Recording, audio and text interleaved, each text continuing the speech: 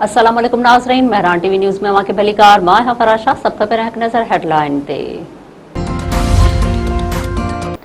अमरीकी सदर Donald Trump चयो आहे त ईरान सां डील न थियण जी सूरत में जंग यकीनी आहे, पोइ तमामु घणा बम फाटण शुरू थी वेंदा। ईरान सां जंगबंदी अरबा ते ख़त्म थी वेंदी। डील न थी त जंगबंदीअ जे मुद्दे में वाध जा इम्कान न हुजण जे बराबरि आहिनि। सहाफ़ियुनि सां ॻाल्हाईंदे सदर ट्रंप चयो आहे त का जल्दी न आहे त ख़राब मुआहिदो करे छॾियां। कंहिं बि जल्दबाज़ीअ जो शिकार न थींदासीं। असां वटि वक़्त जी का बि घटिताई नाहे। जेकॾहिं ईरान इस्लामाबाद में थींदड़ ॻाल्हियुनि में शिरकत न कई त उहो बि ठीकु आहे।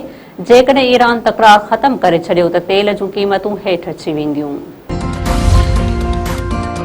ईरान जा मंजमद असासा केतिरा ऐं कहिड़नि मुल्कनि में मौजूद आहिनि। अंग अखर साम्हूं अची विया। ईरानी सरकारी रिपोर्टुनि मुताबिक़ ईरान जे ॿियनि मुल्कनि में मंजमद असासनि जी मालियत $100 अरब खां वधीक आहे।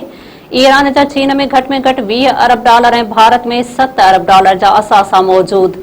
जापान में $1.5 अरब, इराक ऐं कतर में ईरान जा लॻभॻि $6 अरब जा असासा मौजूद। अमेरिका वटि ईरान जा लॻभॻि $2 अरब जा असासा आहिनि। ईरानी सरकारी रिपोर्टुनि मुताबिक़ ही असासा उहा रक़म आहे जेका ईरान तेल विकिरो करण समेत ॿियनि ज़रियनि मां हासिल कई।